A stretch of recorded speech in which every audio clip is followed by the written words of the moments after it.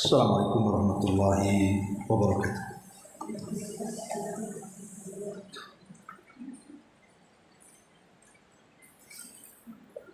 Alhamdulillah wassalatu wassalamu ala Rasulillah wa ala alihi wa sahbihi wa mawalah wa la hawla wa la quwata illa billahi wa ba'd. Alhamdulillah, di pagi ini kita kembali bisa duduk untuk bertolabul ilmi. Salawat dan salam tahniahkan kepada Rasul kita Nabi besar Muhammad sallallahu alaihi wa ala alihi wasallam. Kita lanjutkan kembali kajian kita, masih membahas kitab 175 jalan menuju surga. Dan kita masuk pada poin yang keempat, keutamaan berbakti kepada kedua orang tua dan kewajibannya. Jadi di sini pengarang memasukkan di antara jalan kita menuju surga Allah Subhanahu wa taala adalah dengan cara berbakti kepada kedua orang tua. Dan berbakti kepada orang tua adalah jalan yang paling cepat kita bisa menempuh jalan menuju surga Allah Subhanahu wa taala. Kita baca dulu beberapa dalilnya, baru kita terangkan. Allah Subhanahu wa taala berfirman di sini pada surah An-Nisa ayat 36, wa'budullaha wa la tusyriku bihi syai'an wa bil walidaini ihsana. Sembahlah Allah dan janganlah kamu mempersekutukannya dengan sesuatu apapun, dan hendaklah berbuat baik kepada dua orang ibu bapak kalian. Kemudian Nabi SAW bersabda,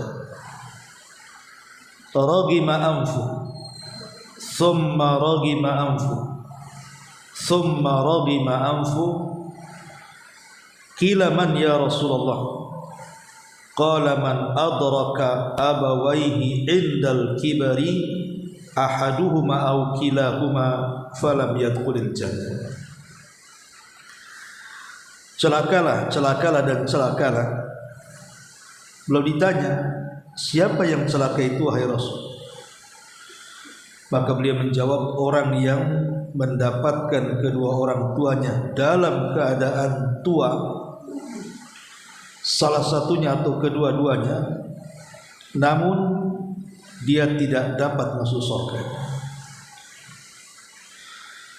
Ragima anfu adalah kata kinayah dari kehinaan, seolah-olah dia ditempelkan dengan tanah sebagai penghinaan baginya. Allah Subhanahu wa taala berfirman, wa man yuhinillahu fama lahu min mukrim. Dan barang siapa yang dihinakan Allah, maka tidak ada seorang pun yang mampu memuliakannya. Artinya kalau kita tidak menjadikan kedua orang tua sebagai jalan kita menuju surga, berarti ini sebuah kehinaan. Dan orang yang dihinakan Allah, maka tidak ada seorang pun yang mampu memuliakannya. Kemudian Nabi SAW bersabda, la yajzi waladun walidan illa an yajidahu mamlukan fayashtariyahu fayu'tiqah. Tidaklah seorang anak dapat membalas kebaikan orang tuanya kecuali apabila dia mendapatkan dalam keadaan menjadi budak, lalu sang anak membelinya kemudian memerdekakannya, baru sebanding kebaikan orang tua kepada anaknya dengan cara seperti ini. memerdekakan orang tuanya ketika dia menjadi budak. Baik ma'asyiral muslimat yang dimuliakan Allah Subhanahu wa taala.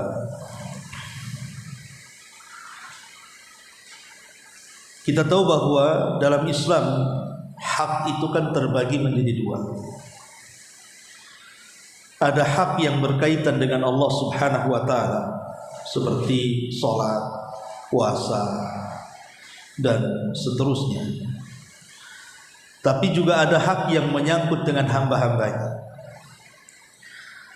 Lah di antara hak yang menyangkut dengan hamba-hambanya, yang paling utama adalah hak seorang anak kepada orang tua.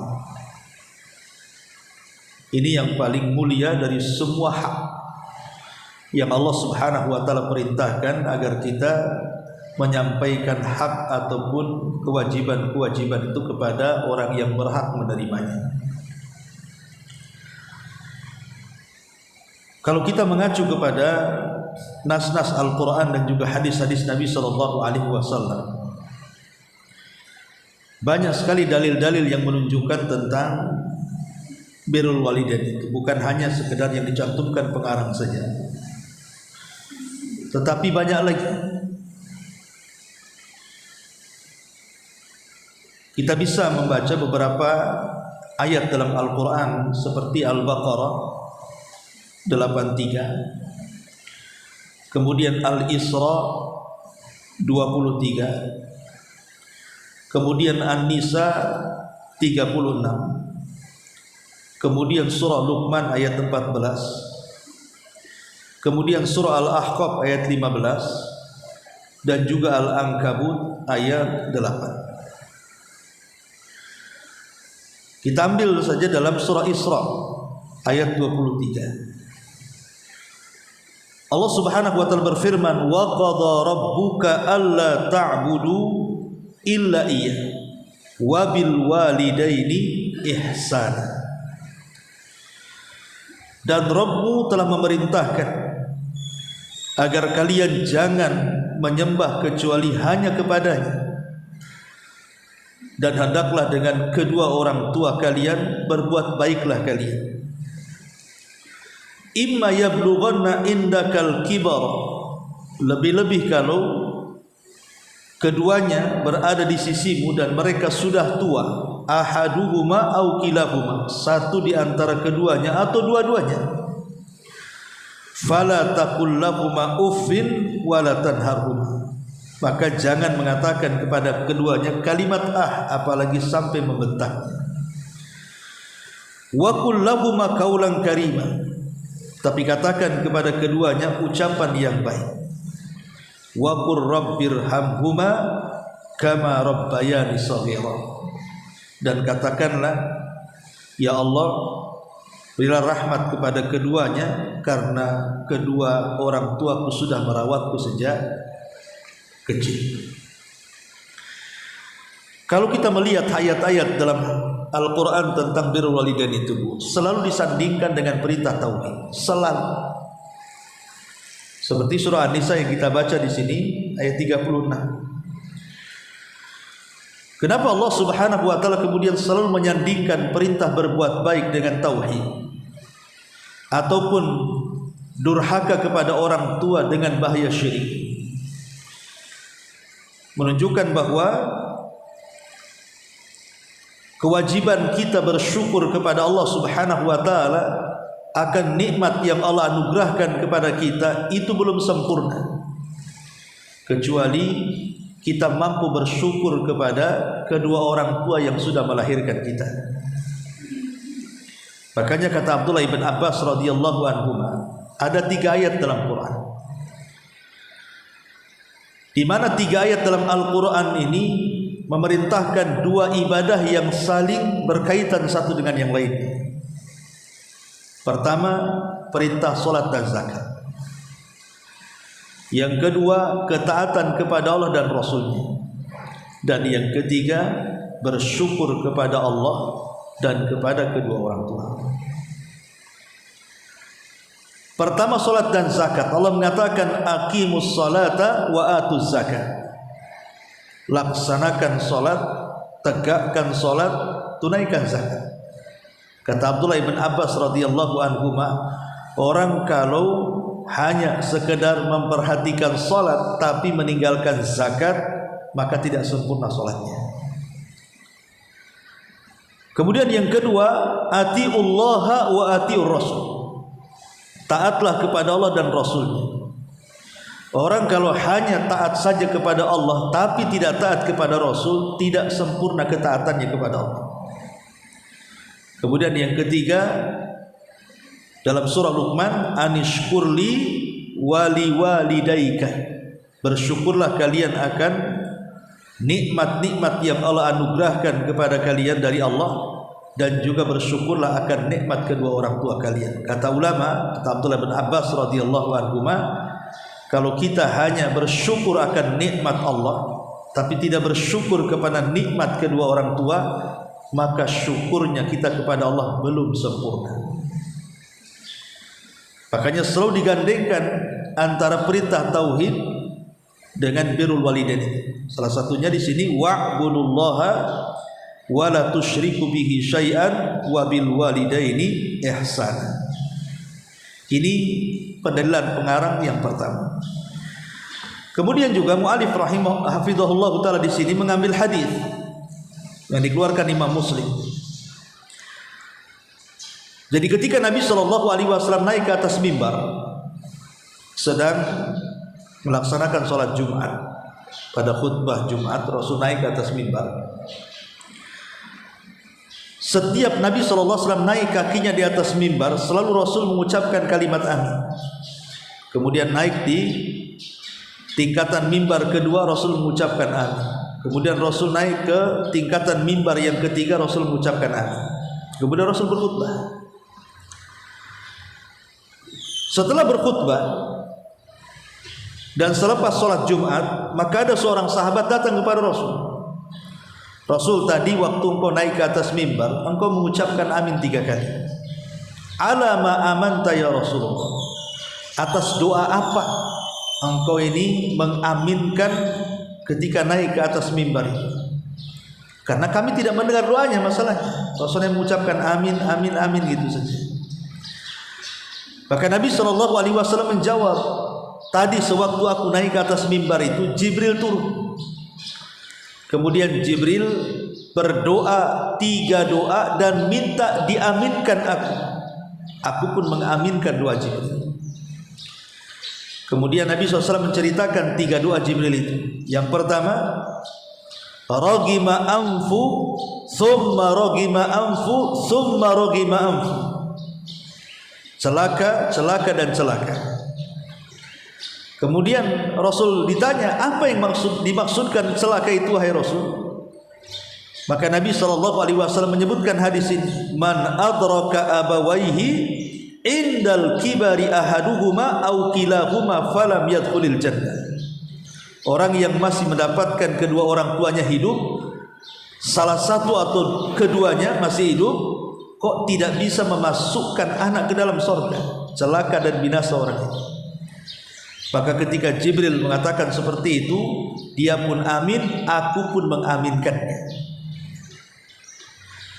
Kemudian yang kedua, Jibril juga berdoa tentang kecelakaan kepada orang yang masuk bulan Ramadan, kemudian keluar dari Ramadan, tidak ada satu dosa pun yang tidak diampuni. Kemudian yang ketiga, Jibril juga mendoakan tentang orang yang disebutkan nama Nabi SAW tapi kita tidak bersalawat kepada dia. Inilah 3 perkara yang menjadi doa Jibril yang diaminkan Nabi SAW. Salah satunya di sini, man adraka abawaihi indal kibari ahaduhuma au kilahuma fala yadkhulil jannah.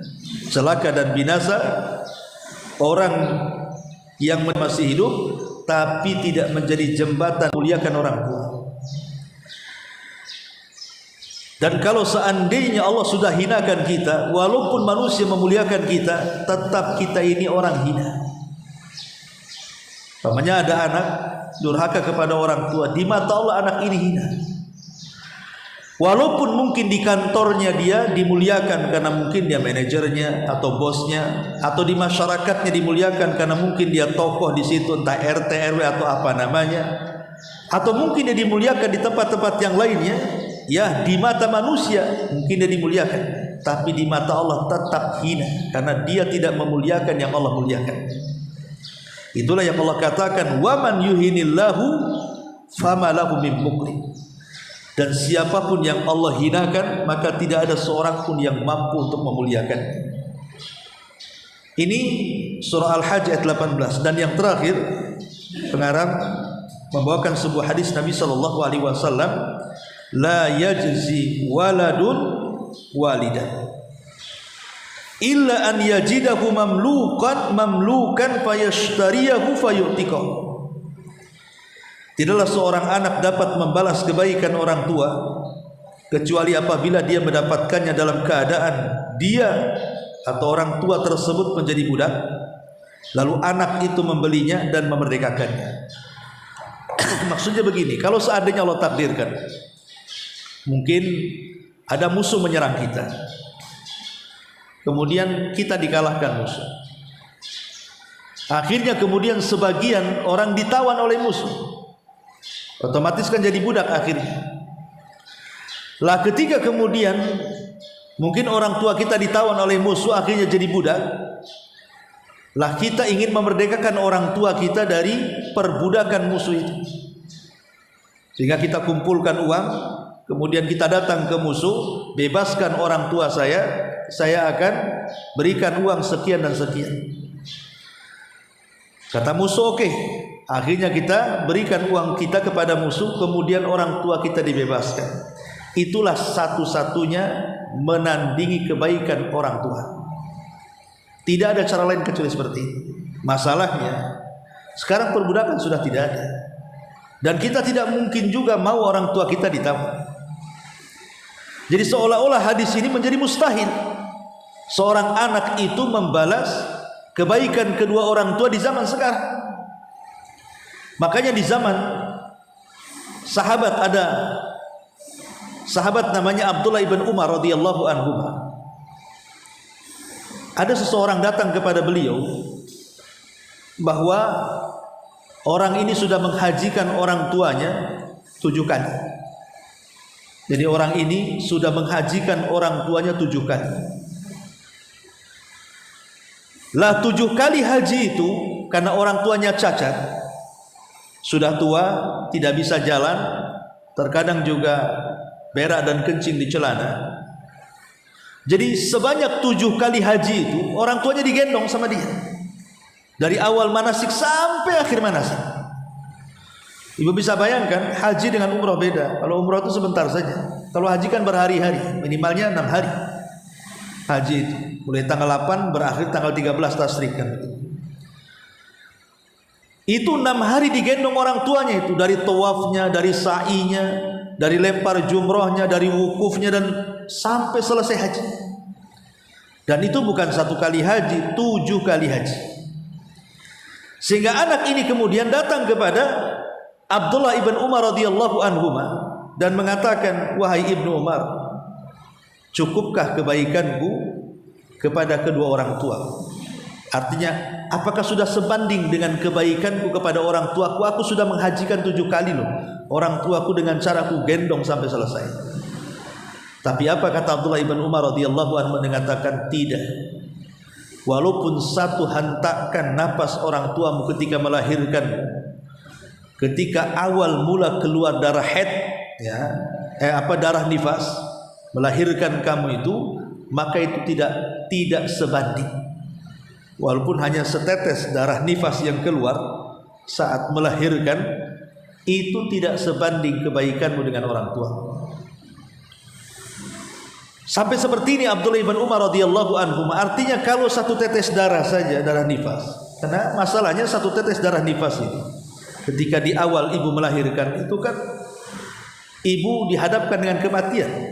Betapa banyak orang yang tidak selamat ketika melahirkan kan? Karena kehabisan darah dan begitu seterusnya. Makanya kenapa Rasul menghadiahi wanita yang melahirkan, kalau meninggal dia syahid, hadiahnya syahid, ya. Karena biasanya orang tua kalau harus memilih selamat anaknya atau dirinya, umumnya fitrah seorang ibu pasti anaknya diselamatkan. Makanya dari situ kemudian dihadiahi mati syahid. Orang yang kehabisan darah nifas kemudian meninggalkan itu. Makanya kenapa Abdullah ibn Umar radhiyallahu anhu sampai mengatakan, walaupun satu tetes darah nifas ketika hentakan melahirkan kamu itu belum cukup, sampai seperti itu. Ya. Makanya wajar kalau Rasul mengatakan seperti ini di sini, la yajzi waladun walidan illa an yajidahu mamlukan fayashtariyahu fayu'tiqahu. Tidaklah seorang anak dapat membalas kebaikan orang tua kecuali apabila dia mendapatkannya dalam keadaan menjadi budak, lalu dia membelinya dan memerdekakannya. Ma'asyiral muslimat yang dimuliakan Allah Azza wa Jalla, saking besarnya jasa orang tua kepada kita, sampai Nabi SAW pernah mengatakan, anta wa maluka li abik, engkau dan hartamu itu milik orang tua. Ada yang mengatakan bahwa kalimat abik di sini ya bapak maksudnya, berarti tidak termasuk ibu. Maksudnya begini, saya contohkan. Kalau ibu punya anak kecil, anggaplah usia 3 tahun atau 4 tahun. Kemudian anak itu dapat hadiah. Dikasih uang umpamanya kan. Maka uang ini bukan milik ibu, tapi milik anak ibu. Tidak sembarang ibu nggak boleh ngambil begitu saja. Ini bagi yang mentafsirkan bahwa kalimat anta wa maluka li abik, bahwa harta dan dirimu milik bapakmu. Kecuali kalau seandainya ibunya izin sama bapaknya untuk memakai hadiah yang diberikan kepada anaknya. Tapi ada sebagian para ulama mengatakan tidak, kalimat anta wa maluka li abik, engkau dan hartamu itu milik bapakmu, itu maksudnya ya termasuk juga ibu di situ gitu maksudnya. Disebutkan bapak karena dia memang pemimpin rumah tangga. Berarti masuk juga di situ suami istri. Berarti boleh kemudian seorang ibu itu mengambil hadiah anaknya, apalagi dia memang punya hajat. Tetapi ulama mengatakan, apakah kemudian kalimat anta wa maluka li abik, engkau dan hartamu itu milik orang tuamu, kalimat li abik di situ ada alif lam, li abik, ya.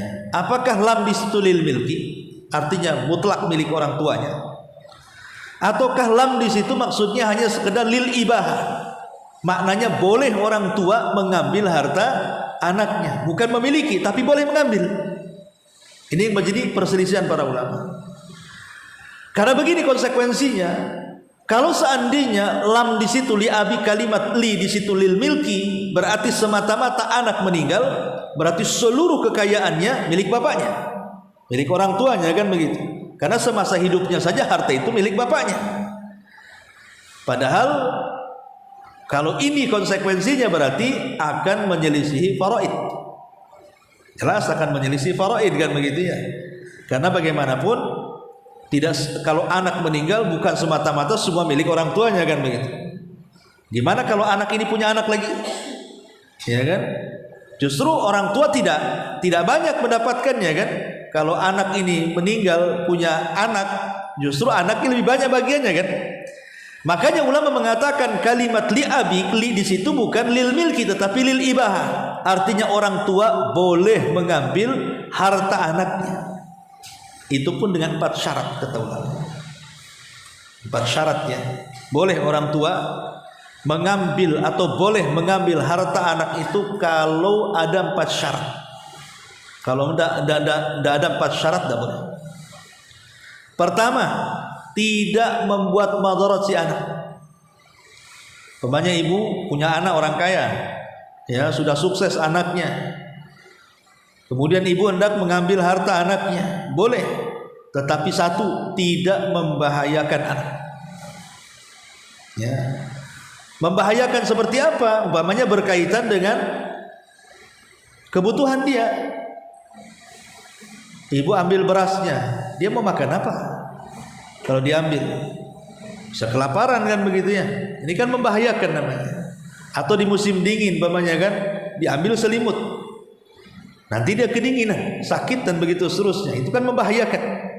Ya karena di daerah-daerah tertentu itu kan ada musim-musim dingin yang nggak bisa seseorang tidur nggak pakai selimut. Di daerah Timur Tengah itu kalau datang musim dingin kan luar biasa dingin. Itu kan kalau kita diambil, orang tua ngambil selimut anak, ini kan memadaratkan anaknya. Ini satu. Yang kedua, bukan kebutuhan asas bagi anak, bukan kebutuhan pokok bagi anak. Seperti anaknya kerja pakai mobil, jaraknya jauh, diambil pula mobilnya, suruh jalan kaki, gimana pula? Nah, itu namanya kebutuhan pokok kan. Dia harus bekerja dengan kendaraan, tiba-tiba kendaraannya diambil, dia harus jalan kaki sejauh itu. Nah akhirnya si anak gak bisa bekerja. Nah, itu syarat yang kedua, bukan kebutuhan anak. Kemudian yang ketiga, jangan mengambil harta anak untuk diberikan kepada anaknya yang lain. Gak boleh. Umpamanya ibu punya anak 3, yang satu kaya, yang satu miskin, sengaja minta atas nama ibu kepada anaknya yang kaya, padahal ibu itu mau ngasih anak yang lain yang susah. Kan ada yang seperti itu ya. Tidak boleh, karena ini memancing kecemburuan ya. Dan itu banyak terjadi perkelahian anak dengan orang tua. Akhirnya apa? Anak tidak mau ngasih lagi uang kepada orang tua. Alasannya apa? Buat apa saya kasih sama orang tua, toh juga uang saya dikasihkan keponakan saya, katanya. Dikasihkan kepada saudara saya ngasih itu kan untuk ibu. Nah, banyak anak yang seperti itu biasanya. Akhirnya memancing kecemburuan kan. Maka tidak boleh orang tua mengambil harta anak untuk dikasihkan ke anak yang lain. Ini syarat juga.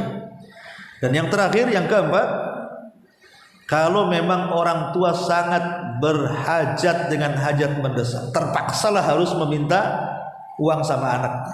Dia punya hajat kebutuhan, umpamanya dia sakit, pengen berobat, gak ada duit, ya sudah mintalah sama anaknya. Punya hajat kebutuhan kan begitu ya. Kalau yang seperti ini 4 syarat dipenuhi, maka itulah yang dimaksud anta wa maluka li abik. Engkau dan harta milik bapak. Maka bapak boleh mengambil harta anak dengan 4 syarat ini. Kalau tidak terpenuhi tidak boleh. Ini harus dipahami. Bukan mutlak kemudian harta kita dan kita sendiri milik orang tua kita secara mutlak, tidak.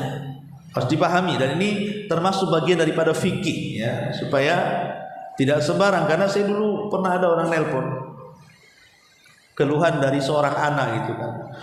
Dia bilang, "Ustaz, saya mau tanya, kenapa? Gimana saya diancam orang tua saya gitu. Dia harus mengirim kepada orang tuanya sekian. Bahkan ke istrinya dijatah." Ya. Kemudian alasannya apa? Hadis ini. Anaknya kemudian ditakut-takuti dengan hadis ini. Nah, anaknya sudah hijrah, tentu takut. Karena Nabi SAW mengatakan, engkau dan hartamu itu milik bapakmu, milik ibumu katanya. Jadi dia disuruh setoran tiap bulan ke orang tuanya kan itu. Ya, kejam kali orang tuanya. Padahal fikihnya tidak seperti itu. Tapi kembali kepada pembahasan bahwa di sini sampai Nabi SAW mengatakan anta wa maluka li abik. Dirimu dan juga hartamu itu milik kedua orang tuamu. Menunjukkan apa? Menunjukkan ada isyarat tentang birrul walidain. Kenapa kemudian Rasul sampai mengatakan seperti itu? Karena keberadaan kita tidak mungkin ada kecuali karena mereka. Kalau bukan ada orang tua kita, dari mana kita ada? Coba. Karena ada mereka lah kita ada.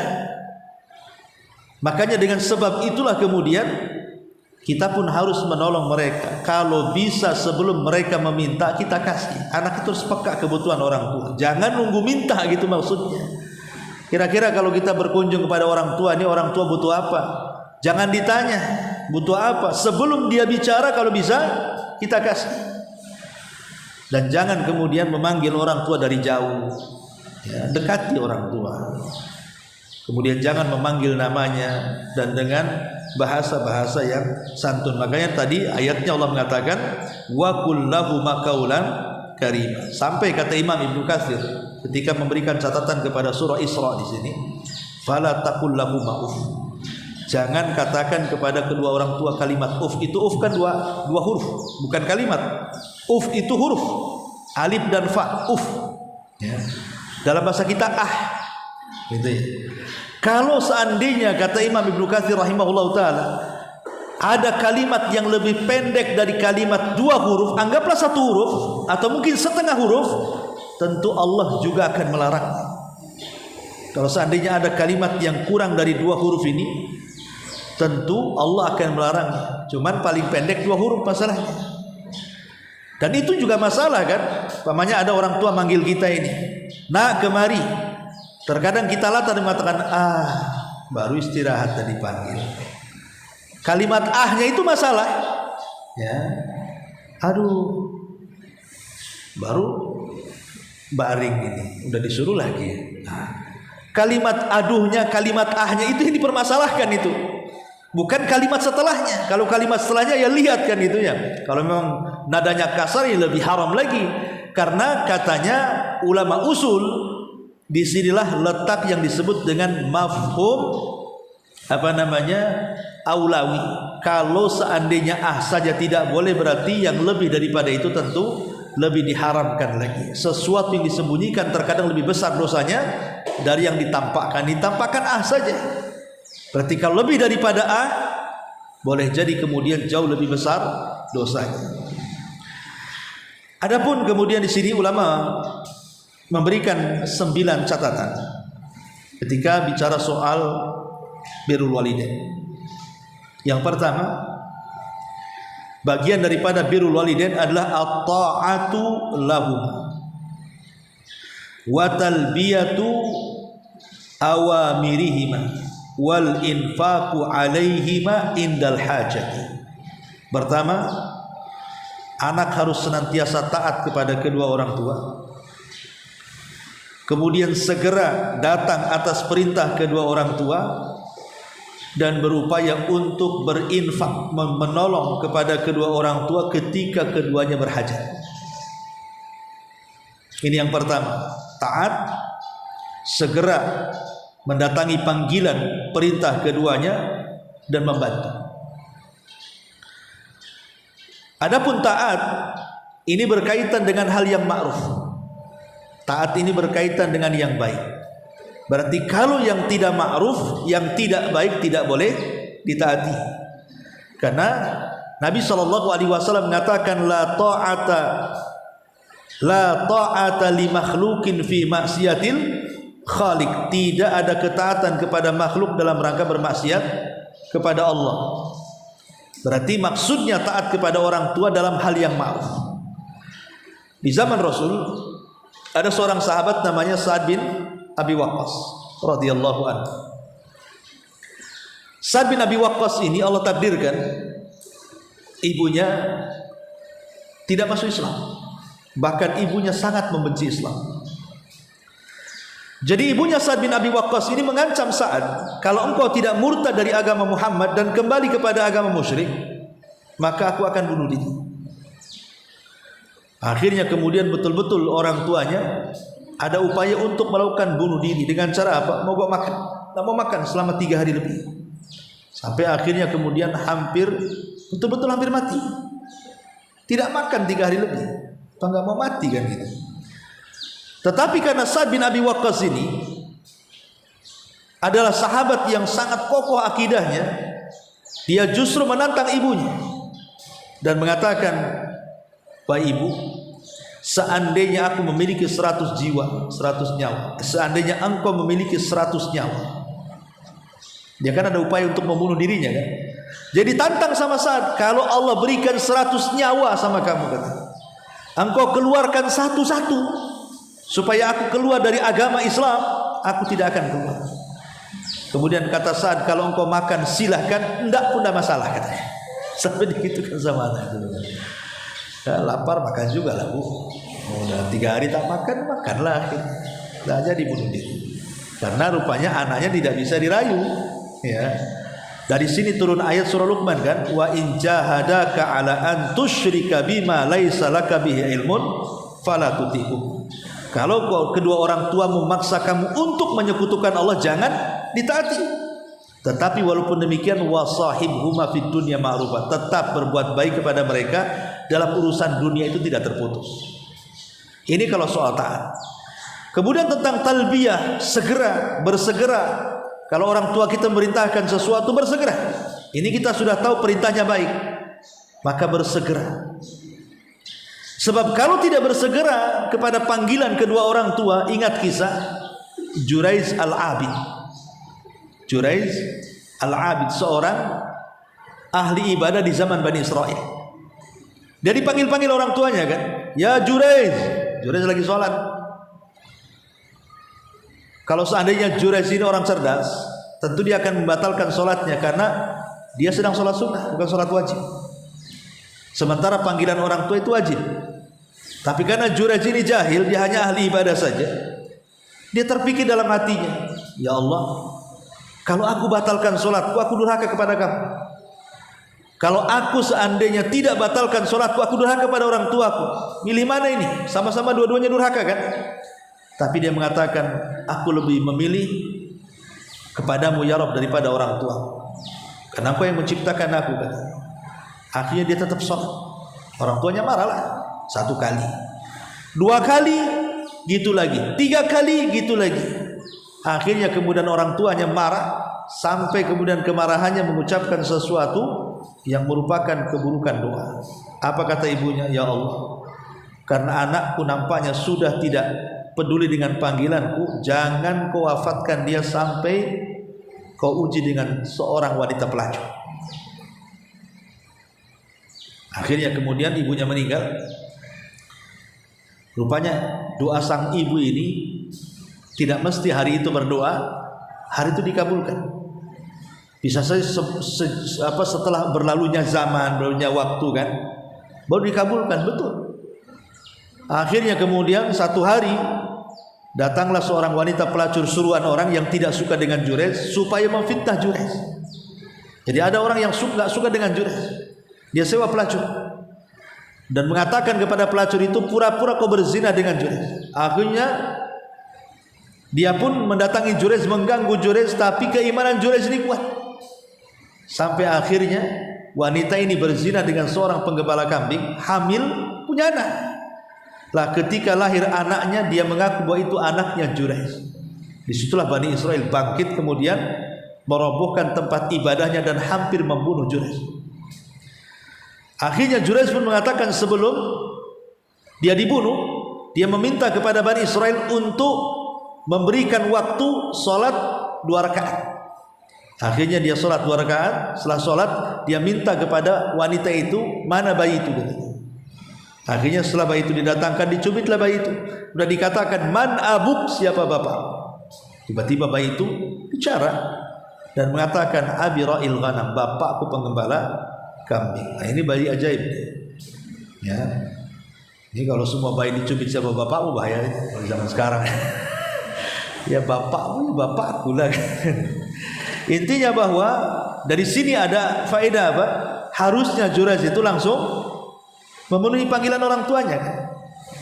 Maka ingat seorang ulama namanya Shuraih. Namanya Shuraih. Ada seorang ulama hadis itu namanya Shuraih, siapa gitu, Ibn siapa? Aywah Ibn Shuraih. Aywah Ibn Shuraih. Aywah Ibn Shuraih ini seorang ulama hadis. Muhaddis terkenal, muhaddis dunia, seorang tabi'in. Jadi dari mana-mana datang itu belajar kepada Aywah Ibn Shuraih ini. Jadi ketika Aywah Ibn Shuraih ini mengajar hadis Nabi SAW, haddatsana fulan qala haddatsana fulan begitu ya. Tiba-tiba ibunya memanggil, ibunya itu agak sedikit gila. Memanggil-manggil, ya Haywah kata. Akhirnya kemudian Haywah pun ngomong sama muridnya dan mengatakan, aku ini mengajar kepada kalian, hukumnya fardu kifayah saja. Adapun panggilanku fardu ain. Kalau kalian mau, kalian boleh menunggu sampai aku penuhi panggilan orang tuaku, nanti kita belajar lagi. Kalau kalian mau, buyar saja. Akhirnya kemudian murid-muridnya mengatakan, kami tunggu wahai guru. Akhirnya Haywah pun pergi mengikuti panggilan ibunya. Tahu yang disuruh ibunya? Disuruh ngasih makan ayam. Padahal sedang ngajar tuh, hanya disuruh ngasih makan ayam, dituruti ya. Setelah ngasih makan ayam, balik lagi dia ke majelis ilmu. hanya seperti itu, bayangkan, karena ingin supaya birrul walidain. Begitulah para ulama salaf, ya. Jadi talbiyatu awamirihima wal infaq alaihima, dan membantu keduanya indal hajah, tentu ketika ada kebutuhan. Ini yang pertama. Yang kedua, at-tawadhu lahuma wa muamalatuhuma birifqin walayyin wa taqdihima fil kalami wal masyi ihtiraman lahuma wa ijlalan liqadrihima. Tawadhu, merendahkan kepada keduanya, dan muamalah dengan keduanya dengan lembut, dengan santun, dan mendahulukan bagi keduanya, baik ketika bicara, biar orang tua bicara, jangan dibantah. Kalau orang tua bicara, biarkan dia bicara, atau dahulukan dia suruh bicara, atau dahulukan dalam berjalan, biar orang tua di depan, kita di belakang, dalam rangka ihtiram, menghormati keduanya, dan juga dalam rangka memuliakan derajat keduanya. Jadi yang kedua, tawadhu. Karena begini, kenyataan yang ada di masyarakat, kadang-kadang kondisi anak itu kan jauh lebih tinggi derajat di dunia dibandingkan orang tua itu kan banyak. Dia orang tuanya di desa, kemudian orang tuanya hanya tahu anaknya ingin lebih baik daripada dia, akhirnya anaknya sekolah tinggi, ibunya tetap aja lulusan SD, tapi anaknya bisa sampai kuliah. Bahkan terkadang anaknya jadi orang sukses. Bagi orang tua itu tidak peduli mau anak itu mau jadi apa saja, orang tua hanya tahunya kau itu anakku. Itulah orang tua. Orang tua itu hanya satu kata, kau anakku. Kau mau dokter, kau mau jadi menteri, kau mau jadi presiden, tetap kau anakku, itu saja. Ya. Itulah yang ada di pikiran orang tua. Apalagi orang tua di desa kan begitu. Maka dari sini kalau kita menghadap orang tua, letakkan semua jabatan, semua pangkat, semua apapun. Kita ini anak dia. Jangan bawa-bawa atribut menghadap orang tua. Itulah bentuk tawadhu di sini. Ya. Ini yang kedua. Kemudian yang ketiga, hifdzus sauti inda al-hadithi ma'ahuma wa adamu ijza' jihima in kana naimaini. Lirihkan suara ketika bicara dan jangan mengganggu kalau keduanya sedang tidur. Ingat kisah tentang orang yang terjerembab di dalam sebuah gua. Kemudian dia tidak bisa keluar dari gua itu. Akhirnya bertawasul kan. Salah satunya bertawasul dengan birrul walidain, berbuat baik kepada orang tua, di mana dia bercerita bahwa kebiasaan dia itu biasanya memberikan air susu kepada kedua orang tua sebelum malam. Dan ia dahulukan memberi minum air susu kepada orang tua daripada anak istrinya. Satu hari kemudian dia sibuk, entah apa yang menyibukkan dia, akhirnya dia lupa, baru ingat setelah malam kalau dia belum memberi minum orang tuanya. Akhirnya kemudian langsung dia mengambil air susu, memerahnya, kemudian bersegera datang ke rumah orang tuanya. Allah takdirkan sudah tidur orang tuanya, dan dia tidak memberani membangunkannya. Sementara anak istrinya butuh minum juga, tapi dia tidak mau memberikan karena itu jatah orang tuanya. Akhirnya sebagai kafarahnya dia sudah bersalah, dia akhirnya berdiri di samping dua orang tua yang sedang tidur. Dia tunggu sampai bangunnya. Rupanya pagi baru bangun. Setelah bangun baru dikasih air susunya, baru memberikan makan atau susu kepada anak dan istrinya. Dia mengatakan, demi Allah ya Rabb, kalau seandainya ini ada kebaikannya dan ini amalanku yang paling ikhlas, tolong bukakan pintu gua itu. Akhirnya kan bergeser pintu gua itu. Syahidnya di sini apa? Bagaimana orang ini bertawasul dengan birrul walidain, akhirnya menyelamatkan nyawanya. Nah, dari sini juga penting bahwa birrul walidain itu bisa menyelamatkan hidup kita. Makanya ada istilah kata para ulama, orang anak kalau tidak pernah mendoakan kebaikan orang tuanya, maka anak itu anak celaka. Atau sebaliknya, anak yang tidak pernah didoakan kebaikan orang tuanya, anak itu celaka. Dua-duanya celaka. Anak yang tidak pernah mendoakan kebaikan orang tuanya celaka, anak yang tidak pernah didoakan kebaikan orang tuanya celaka juga. Nah, dua-duanya celaka. Naudzubillah. Ini yang ketiga. Yang keempat, isti'mal a'dzabil kalimat wa ajmaliha indal hadithi ma'ahu. Hendaklah menggunakan kalimat-kalimat yang santun, yang baik ketika bicara lama dengan orang tua. Kan dalam bahasa kita sendiri kan, dalam setiap bahasa daerah kayak Sunda, Jawa, ataupun daerah-daerah mana sajalah, Padang atau apa, kan mesti ada kalimat-kalimat itu. Kalau bahasa Jawa itu ada kromo yang paling tinggi gitu ya, ada yang bawahnya, ada yang kasar sekali. Nah, itu kan cerdas orang itu, bisa memilih mana kalimat terbaik yang harus diucapkan kepada kedua orang tua. Kemudian yang kelima, ihsanut ta'amul ma'ahum, memperbaiki hubungan dengan keduanya. Karena ada seorang syekh bercerita, jadi ada seorang anak usianya sudah 50 tahun. Tentu kalau anaknya 50 tahun ya orang tuanya lebih tua kan begitu. Ya, orang tuanya di atas 70 tahun lah, kalau anaknya aja 50 tahun. Berarti orang tuanya di atas 70 tahun ke 80 tahun. Jadi orang tuanya ini datang menemui syekh, menemui salah satu ulama, bercerita bahwa minta kepada syekh ini, "Syekh, tolong aku, damaikan aku dengan anak." Kan terbalik, harusnya anak yang datang ke syekh, "Tolong damaikan aku dengan orang tuaku." Ini orang tuanya minta didamaikan dengan anaknya. Dari sana sudah salah kan begitu. Berarti anaknya masalah nih. Jadi syekh ini kaget, kok bisa orang tua datang ke syekh minta didamaikan dengan anaknya? Harusnya kan terbalik kan begitu. Jadi syekh ini kasihan, orang ini sudah tua, 80 tahun, anaknya udah 50 tahun, udah sama-sama tua kan. Kemudian dia mengatakan, "Apa masalahnya?" Kemudian dia bercerita, "Aku sudah berkali-kali minta maaf sama anakku. Anakku menutup pintu maaf. Bahkan aku dibentaknya. Jadi aku minta orang ketiga untuk mendamaikan." Akhirnya syekh mau. Berangkatlah syekh ini dengan orang tua yang sudah tua ke rumah anaknya. Diketuk pintunya nggak mau dibuka, disalami nggak mau dibuka. Tapi akhirnya Allah takdirkan dibuka juga. Setelah bolak-balik dibuka juga. Jadi syekh ini cobalah kemudian memberikan pengertian dari segi agama kepada anak itu tentang pentingnya hubungan baik dengan kedua orang tua. Tapi anak ini seolah-olah sudah tertutup maafnya, entah apa dosa orang tua ini kepada anak ini. Anak ini tidak mau membuka pintu maafnya, malah mengeluarkan kata-kata yang membuat hati orang tuanya terbakar. Panas gitu ya. Niatnya mau minta maaf, mau berdamai, malah keluar jadi makin panas lagi dengan anaknya. Jadi sebelum keluar rumah, kemudian dia mengatakan kepada syekh terima kasihnya.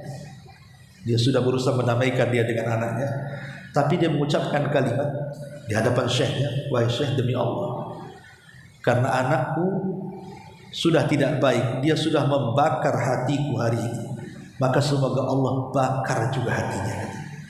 Itu doanya. Seperti itu. Subhanallah, kata syekh ini bercerita, selang beberapa hari, tiba-tiba anak ini datang kepada syekh, meminta untuk didamaikan dengan orang tuanya. Terbalik sekarang ini. Dan syekh melihat kondisinya sangat memprihatinkan. Kenapa?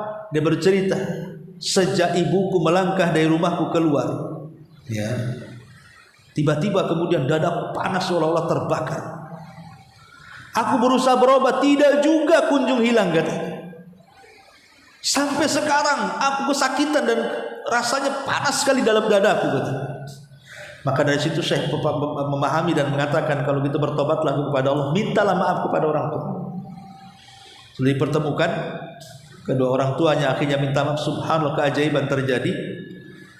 Rupanya hilang penyakit, panasnya hilang. Lihat, terkadang dua orang tua itu dijadikan kes hari itu juga kan. Sebagaimana dia sudah membakar hatiku, semoga Allah bakar hatinya. Dan itu menjadi kenyataan di sini. Makanya di sini juga penting ta'amul, berbuat baik dengan kedua orang tua itu. Dikhawatirkan mereka mengucapkan kalimat-kalimat yang merupakan doa buruk kepada kita dan Allah kabulkan. Ini yang kelima. Yang keenam, ad-du'a lahum birrahmah wal ghufran, berdoa kepada kedua orang tua dengan rahmat supaya Allah memberikan kasih sayang dan ampunan. Wa adamu mujaladatihima wal kadhibu alaihima, dan jangan sampai berdebat dengan keduanya ataupun berdusta kepada keduanya.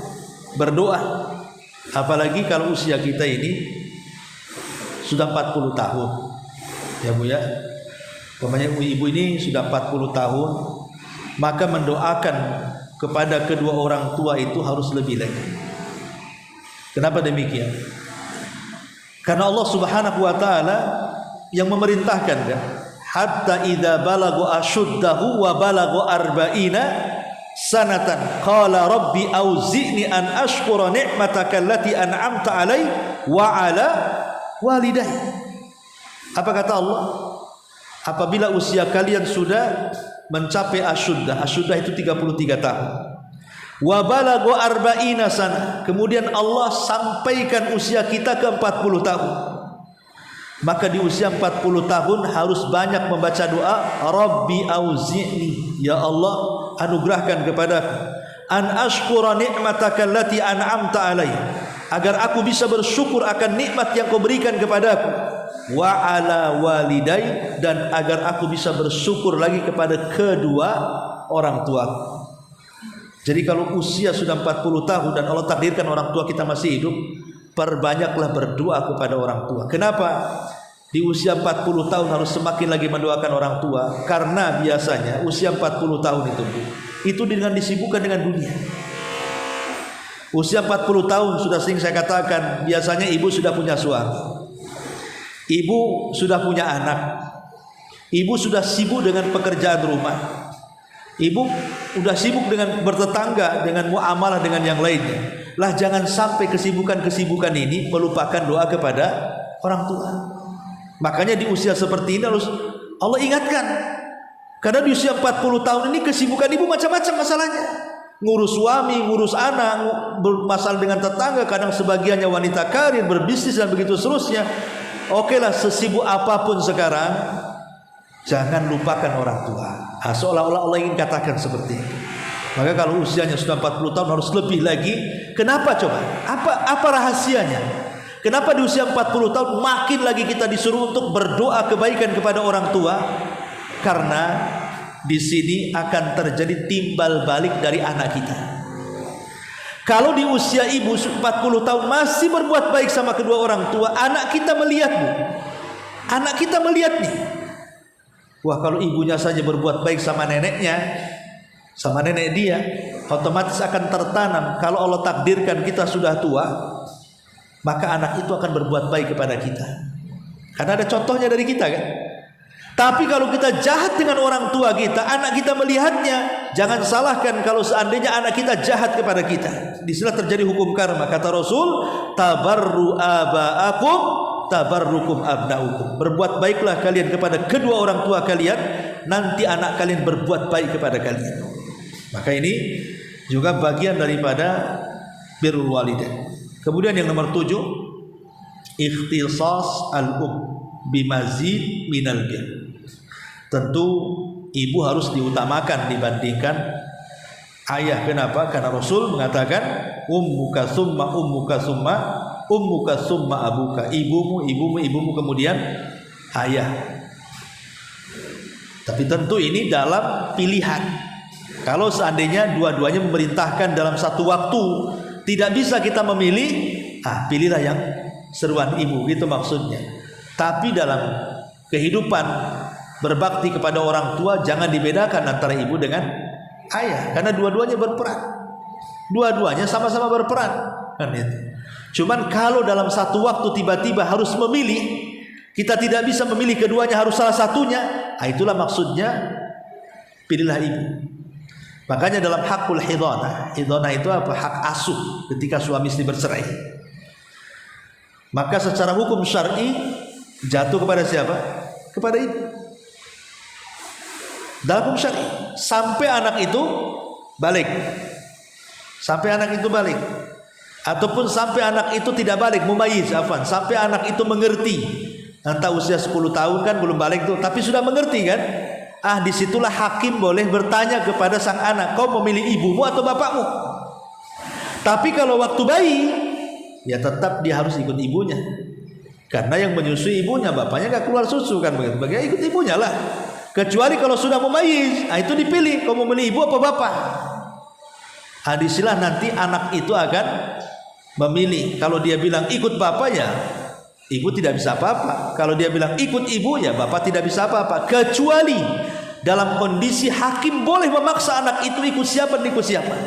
Seperti kasusnya, umpamanya ada dulu di zaman Amirul Mukminin radhiyallahu anhu, Umar bin Khattab radhiyallahu anhu.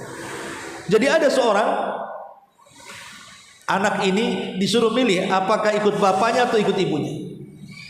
Tiba-tiba anak ini ikut bapaknya. Ya. Senanglah bapaknya. Hampir mau dibawa balik.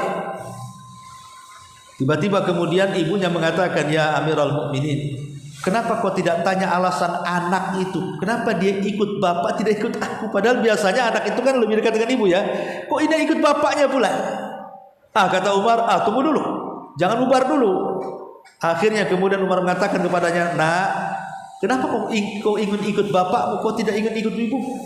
Anak ini cerita, namanya anak ini polos, masih kecil, 10 tahun, 11 tahun, dia mengatakan, "Karena saya kalau giliran di rumah bapak," katanya, "aku tidak dilarang. Aku bisa main ke sana kemari," katanya. "Aku bisa bebas. Bapakku tidak pernah marah kepadaku. Tapi giliran aku di rumah ibuku, aku dipaksa belajar ke guru ini, katanya. Kalau enggak aku dipecut ibuku," katanya. Maka Umar mengatakan, "Oh, kalau begitu engkau harus ikut ibumu," katanya. "Kau enggak boleh ikut bapakmu," katanya. Karena ibunya yang bisa mendidik. Kondisi seperti ini hakim bisa memaksa. Karena kalau ikut bapak masalah kan, bisa rusak dia. Kau harus ikut ibumu, kata Umar. Karena ibumu yang bisa mendidikmu.